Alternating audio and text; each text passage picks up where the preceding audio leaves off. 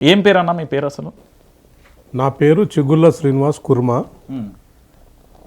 అయితే వృత్తిరీత్యా అమాల్ పనికి దాదాపు నేను 1996లో జాయిన్ కావడం జరిగింది. ఇక జాయిన్ అయిన తర్వాత ఇక అదే అందులో ఉండి అప్పుడున్న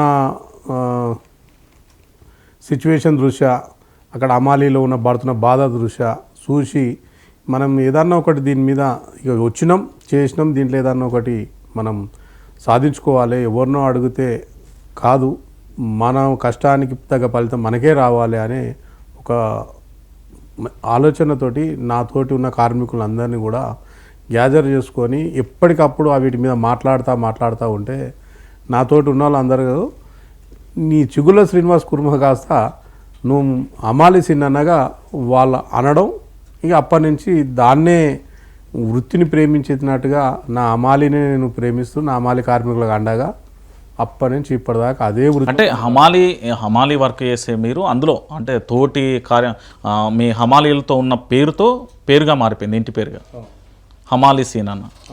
ఏంటి మీ ఉద్యమ నేపథ్యం ఏంటి, అసలు మీ ప్రస్థానం ఏంటి ఒక మాటలో? ఉద్యమ ప్రస్థానము ఏదైతే ఉండేనో ఈ అమాలి అనే దాని మీద నాకు అప్పుడు రాజకీయంగా మనం పెద్దగా ఎవరిని మేము ఇది చేసేది కాదు, కానీ అమాలీగా పనిచేస్తుంటే ఏఐటీసీ వాళ్ళు సిఐటి వాళ్ళు కార్మికుల దగ్గరకు వచ్చి వాళ్ళ అన్ని మాయమాటలు చెప్పి ఇంత ఇవ్వండి అంత ఇవ్వండి అని చెప్పి అవి అడిగితే నేను ఎందుకు ఇవ్వాలి, మీరు మాకేం చేస్తున్నారు, మీకు ఇస్తే మాకేం వస్తుంది అని చెప్పేసి అడగడం, అంటే కార్మికుల రక్షణ కోసం. దాని తర్వాత ఇది కాదు, మా సమస్యలు ఏందో మేమే అధికారుల దృష్టికి తీసుకుపోతాం, సంబంధిత మంత్రి దృష్టికి తీసుకొని పోతాం, మా సమస్యలు మేమే పరిష్కరించుకుంటాం, మీ మీద మాకు నమ్మకం లేదు, మా సమస్యలు మేమే అని చెప్పి స్వతహాగా నేను 1996 నుంచే అమాలీస్ని గ్యాదర్ చేసుకొని వాళ్ళందరినీ ఒక తాటిపైకి తీసుకొని వచ్చి యూనియన్ ఫామ్ చేసుకొని మేము ముందుకెళ్ళాం. అంటే చాలా యూనియన్లు ఉన్నాయి కదా, మీ యూనియన్ ఎందుకు అవసరం పడింది అప్పుడు? అసలు వేరే యూనియన్ వాళ్ళు చెబుతున్నారు కానీ కార్యరూపం దాలుస్తలేదు. అంటే వాళ్ళు ఏం చెప్పిళ్ళు, మీరు ఏం చేశారు? వాళ్ళు ప్రతిసారి ఏఐటీసీకి సంబంధించిన నాయకులు మా దగ్గరికి రావడం, వాళ్ళు ఏదన్నా ఒకటి చెప్పడం, దాన్ని మమ్మల్ని తీసుకోపోవడం, ఇందిరా పార్క్ దగ్గర ఊకబెట్టడం, ధర్నా అనడం, అన్ని సంఘాలను ఒక దగ్గర తీసుకురావడం, అందరినీ అల్ల పెట్టడం, దాని గురించి మాట్లాడడం, అట్లా మేము ఆయనతో తిరిగి మేము ఇసుకుపోయినాం. వాస్తవానికి ఏఐటీసీలో ఇసుకుపోయినాం. ఇసుకపోతే ఇది కాదు, మా ఒక్కరే మేమే మా సమస్య దృష్టికి పోవాలి, అక్కడి నుంచి మా సమస్యలు మేము పరిష్కారం చేసుకోవాలని చెప్పి బయటికి వెళ్ళాం. అంటే వాళ్ళు ఏం చేయలేకపోయినా, మీకు ఏం చేయలేకపోయినా. అంటే మీరేం చేశారు మరి హమాలీ సంఘాన్ని మీరు పెట్టినప్పటి నుంచి? నేను పెట్టిన కాడి నుంచి స్వతహాగా యూనియన్ స్థాపన చేసుకొని తెలంగాణ వ్యాప్తంగా ఉన్న అందరు అమీలని కలుపుకొని ఒకరి తయారు చేసుకున్న తర్వాత మా సమస్యల మీద మేమే గవర్నమెంట్ దృష్టికి తీసుకుపోవడం, కమిషనర్ గారి దృష్టికి తీసుకుపోవడం, అది సాల్వ్ అయ్యేంత వరకు వాళ్ళు ఏమంటూ ఉండడం, పట్టుబట్టడం, సాధించుకోవడం జరిగింది. అంటే కేవలం హమాలీగా జాయిన్ అయిన మీరు వాళ్ళందరి బాధలు చూసి ఏదో ఒక రక్షణ ఉండాలనే కోణంలో స్టార్ట్ చేసేళ్ళు, దాంట్లో భాగంగానే ముందుకు నడిచింది. అంటే ఎప్పుడు స్థాపించారు అది? నేను జాయిన్ అయింది 96లో, నేను స్థాపించింది 2008లో. అంటే తెలంగాణ ఉద్యమ సమయంలో. అంటే ఉద్యమ సమయంలో కూడా మీ భాగస్వామ్యం ఉందా? 100% ఉన్నది. అంటే ఏం చేశారు ఉద్యమ సమయంలో? మీ ఆర్గనైజేషన్ నుండి లేదా వ్యక్తిగతంగా? ఆర్గనైజేషన్ అప్పుడు నేను యూనియన్ స్థాపనలో ఉన్నాను. నేను 2008లో 9లో జేఏసీగా ఏర్పడ్డది. అప్పుడు నేను స్వతహాగా యూనియన్ ఉన్నాను కాబట్టి నా సొంత నిర్ణయాలతోటి ప్రతి ఉద్యమంలో మేము పాల్పంచుకునేది. అప్పుడు తెలంగాణ కావాలని మా ఆశ ఆకాంక్ష. మా నాయన మా తాత తెలంగాణ అని వాళ్ళు అంటుండే, కానీ ఈ తెలంగాణ ఇంత ఊపొచ్చినప్పుడు మనం కూడా దానికి ఉండాలి, దాని గురించి కొట్లాడాలి, అది మనకు రావాలి అనేది ఒక తాపత్రయం మీద నేను దాదాపు అంటే ఒక వ్యూహంగా నేను పోయినా.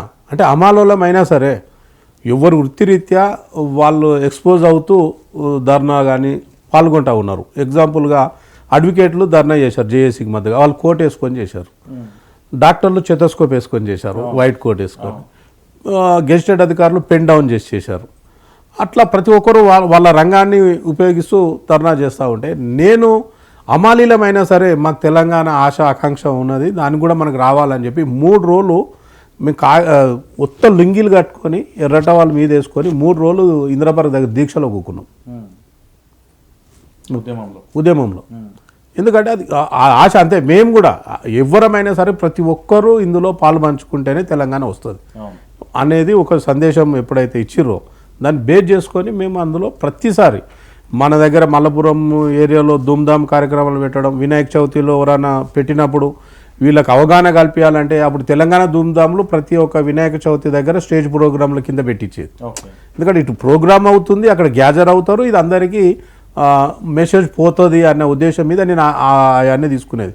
మల్లాపూర్లో ఎన్ని కార్యక్రమాలు అంటే అన్ని ధూమ్ధామ్ కార్యక్రమాలు నిర్వహించేది.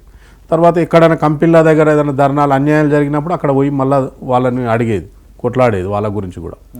ఇట్లా ఇదే నేపథ్యం. ఇంకా ఆ రోజు నుంచి ఈ రోజు వరకు ఇంకొక రోజు కూడా వేరే వెనకాడికి వేసింది లేదు. ఇది ఎందుకు చేయాల్సి వచ్చిందంటే అది మా నాయనలు మా తాత వాళ్ళు చూడలేకపోయారు. మనమన్నా తెలంగాణ మన తెలంగాణ మనం చూడాలి అనే కాన్సెప్ట్ల మీద మనం పోయినాం. నా సొంతం ప్రాపర్ వచ్చేసి అంటే నేను మల్లాపురంలో బై బర్త్, మన ఈ హైదరాబాద్లోనే నేను పుట్టి పెరిగిన. కాకపోతే మా నాయన వచ్చేసి వరంగల్ జిల్లా దేవరూపల మండలం కడవెండి గ్రామం అనేది అక్కడ మా నాయన పుట్టడం, మా నాయనలు అక్కడే. దాంతో పుట్టడము అక్కడ నక్సలైట్ ప్రభావం ఎక్కువ ఉంటుండే మా కడవెండి గ్రామంలో. వాస్తవానికి చెప్పాలంటే దొడ్డికొమరాయి వారసులం మేము. దొడ్డికొమరాయి కడవెండి మాకు తాత వరుస అవుతాడు. ఆయన ప్రభావం ఉండే. అటుగాక నక్సలైట్లు విపరీతంగా ఉండే. అప్పుడు మా నాయన కూడా వాళ్ళ అమ్మ వద్దు బిడ్డ ఇక్కడ ఇట్లుంది, మీరు రేపు ఏమైనా అవుతారేమో, నక్సలైట్లో పోతారో, ఎన్కౌంటర్ అవుతారో భయం ఉంది, మీరు ఎక్కడైనా పోయి నిమ్మలంగా బతుకుతే చాలు అని మా నాయనమ్మ మా తాత అన్నప్పుడు మా నాయన వచ్చేసి హైదరాబాద్కు వచ్చి ఈ మల్లాపురం గ్రామంలో పెళ్లి కాక ముందుకే ఇక్కడ వచ్చిండు.